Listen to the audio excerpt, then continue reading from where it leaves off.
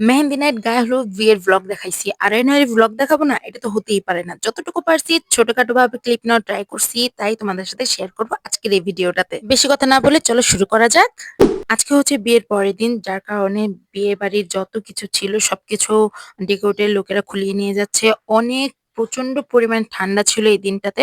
So আজকে মিমকে নিয়ে আসা হবে। যেহেতু আস্তে আস্তে রাত হবে, তাই আমরা রাত্রের খাবারগুলা কিছু কিছু রান্না করে আগায় রাখবো। আমরা অলরেডি দুপুরের পরপরই রান্নাটা শুরু করে দিছি, কারণ ওরা আসলে হচ্ছে নানান আয়োজন করতে হয়, সেখানে আমরা সময় পাবো না। এখানে আমরা মাছ নিয়েছি, চিংড়ি মাছ নিয়েছি, এগুলো সব আব্বু হচ্ছে বাজার থেকে কিনে নিয়ে আসছে। আমার ছোট বোন জামাই আহামরি তেমন কিছু খায় না, মাছ মাংসের মধ্যে শুধু মাংসটাই খায়, মাছের মধ্যে জাস্ট চিংড়ি মাছটাই খায়। তো আমরা ওগুলাই রাখার ট্রাই করছি, ইলিশ মাছও খায় না। এন্ড এদিকে আমরা রান্না বসাই দিছি, আম্মু অ্যাকচুয়ালি পিঠা বানাচ্ছিল এবং এদিকে ডাল এবং মাছ ভাজা বসাই দেওয়া হয়েছে। রান্না বান্নার মাঝে না তেমন একটা ক্লিপ নিতে পারিনি, যতটুকু পারছি নেওয়ার ট্রাই করছি, তোমাদেরকে দেখানোর ট্রাই করছি। চিংড়ি মাছ ভুনা, গরুর মাংস, রোস্ট, মাছ ভাজা, এগুলো আরো অনেক কিছু রাখার ট্রাই করছি। তো গ্রামে না ওনারা অনেক নিয়ম করে, আসলে হচ্ছে দুবলা, তারপর ধান, ফুল, মিষ্টি, চিনি, লবণ, মানে নানান কিছু দিয়ে হাজবেন্ড ওয়াইফ কে বরণ করা হয়। সো ওগুলাই একটু ক্লিপ নেওয়ার ট্রাই করছি।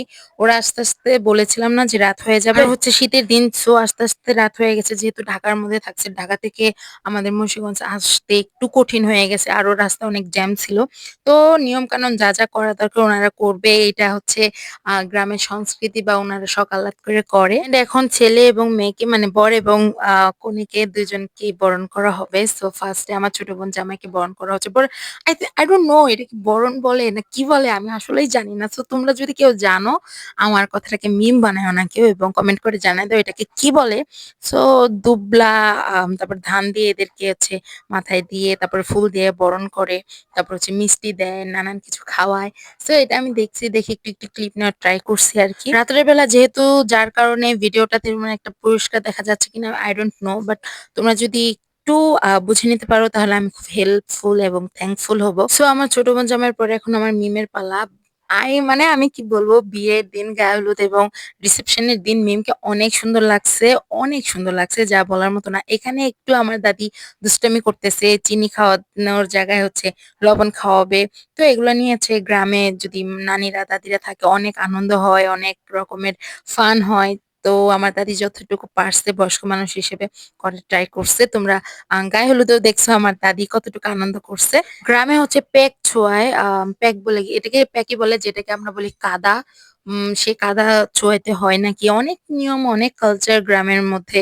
সো এগুলা আগে ঢাকা থাকতে দেখি নাই, গ্রামে আসার পর এটাকে রিয়েলাইজ করছি যে কত কিছু করা হয়। ঘরে এসে ফ্রেশ হওয়ার পরে ওদের সামনে পিঠা দেওয়া হয়েছে। আমাদের মুন্সিগঞ্জে নাকি হচ্ছে নতুন জামাই আসলে বড় একটা প্লেটে করে চিতই বা দুধ চিতই পিঠা দেওয়া হয়, এটা নতুন জামাইকে নাস্তা স্বরূপ দেওয়া হয়। সাধারণত আমি জানি না এটা, আমাদের গ্রামে আসার পরে আমার ফুপি, তারপর আমার কাকিরা বলছে যে নতুন জামাই আসলে নাস্তা দিতে হয়। রাত্রে খাওয়া দাওয়া করার পরে দুপুর বেলা আমরা ওদের সকালে নাস্তা রেডি করার পরে আমরা দুপুরের দিকে বেবিখানা পিঠা বানাইছি, কারণ হচ্ছে নতুন জামাই আসছে, এটা আমাদের দেশে বানানো হয় না। যে যেই সিজনে আসে ওই সিজনের ঐতিহ্য বা সংস্কৃতি রাখার ট্রাই করে। এন্ড তোমরা অনেকে জানো কিনা, আমাদের মুন্সিগঞ্জে বেবিখানা পিঠাটা খুবই ঐতিহ্যবাহী এবং খুবই পপুলার একটা পিঠা। এখানে চালের গুঁড়া, দুধ, গুড়, ডিম, নারকেল দিয়ে এটাকে সুন্দর করে মিক্স করে আরো অনেক কিছু দেয়।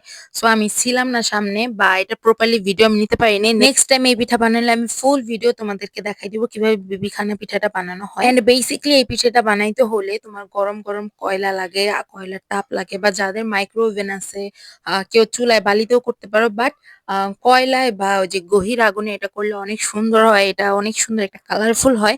সো যার কারণে এখানে হচ্ছে কয়লার আগুনটা আমরা কালেক্ট করছি। রান্না বান্না যেহেতু অনেক করা হয়েছে বিয়ে বাড়ি, সো আমাদের কয়লার আগুনটা কালেক্ট করতে তেমন একটা প্রবলেম হয় না। প্রচন্ড পরিমাণ তাপ উঠতেছিল, দেখতেই পারতেছো কিরকম মানে আগুনের তাপ দগ্ধ করতেছে। সো এখানে এখন এই সসপ্যান গুলা বসাই দেওয়া হয়েছে। যেহেতু আমরা 3টা বাটি নিছি, তো 3টা বাটিটা একদম ইজিলি এই বড় বলটার মধ্যে কালেক্ট করছে, এন্ড এটার উপরে কলা পাতা দিয়ে এটাকে ঢেকে দেওয়া হয়। এন্ড সেটাই করা হইতেছে। এদিকে আমার ফুপি কলা পাতাগুলো কাটতেছে, এন্ড হচ্ছে আমার কাকি এখানে হচ্ছে এই পিঠাটা ঢেকে ঢেকে দিতেছে, বানানো হচ্ছে। আমরা সবাই অনেক মিলেমিশে কাজ করছি। সো ফাইনালি এখানে এখন আগুনে তাপ দেওয়া হবে, এটাকে হয়ে গেলে আমরা রাতে এটা কেটে দিব। বিকেল বেলা আমাদের এদিকে নদীর পাড় যাওয়ার জন্য সবাই প্ল্যান করলো, হুট করে, কোনো জানা নাই শোনা নাই।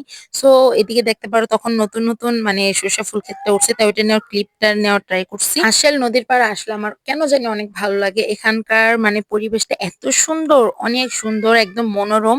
সো আমরা এখানে আমি, আমার ছোট বোন জামাই, আমার ছোট বোন, আমার ভাই, আমার একটা কাজিন লাইক আমার ফুফাতো বোন আমরা এখানে এই কজন আসছি এবং কি আমার হচ্ছে বেয়াই মানে আমার বোনের নন্দের জামাই আমরা সবাই এখানে আসছি। এসে জাস্ট একটু ঘোরাঘুরি করতে আসছি। আমি এখানে আসলে আমার কেন যেন অনেক ভালো লাগে এন্ড আমি আমার বোন আমরা দুজনে একসাথে ক্লিপ নেওয়ার ট্রাই করছি। এখানে অনেক রকমের খাবার পাওয়া যায় কিন্তু আমার সবসময় ফুচকাটাই ভালো লাগে এইখানকার বেসিকলি হার্শাইলের মধ্যে যে যেখানে মানে যে যতই যাও না কেন হার্শাইলে বা এর আগে যারা গিয়েছো তারা নিশ্চিন্তে বা একদম ফুললি বলতে পারবা যে এখানে ফুচকা ছাড়া আর কিছুই ভালো লাগে না। বেসিক্যালি আমার কাছে ভালো লাগে না। কার টেস্ট কেমন আমি তো জানি না। এখানে গেলে আমি এই দোকানটাতে যাই উনি একটা ফুচকা বানিয়ে আগে আমাকে ট্রায়াল দেওয়ায় যে ঝাল, লবণ সব ঠিকঠাক আছে কিনা।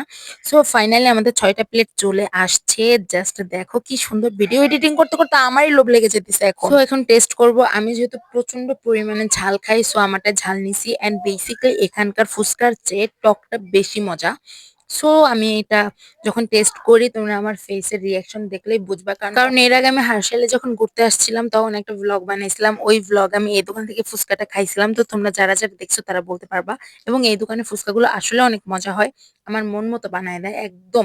আমি প্রচন্ড পরিমাণে হ্যাপি এই দোকানে ফুচকা খেতে এসে। যেহেতু আরো অনেক দোকান ছিল বাট আমি কিছু খাই নাই কারণ এখানের খাবার আমার আহামরি তেমন একটা ভালো লাগে না টু বি অনেস্ট। তো আমাদের অলরেডি রাত হয়ে গেছে। যেহেতু শীতের দিন ছোট রাতটা অনেক তাড়াতাড়ি হয়ে যায়। খাওয়া-দাওয়া করে আমরা একদম বের হয়ে গেছি সোজা আমাদের বাসার উদ্দেশ্যে। আসার পরে আমরা বাজার থেকে আমার ছোট বোনের জামাই মিষ্টি কিনছে।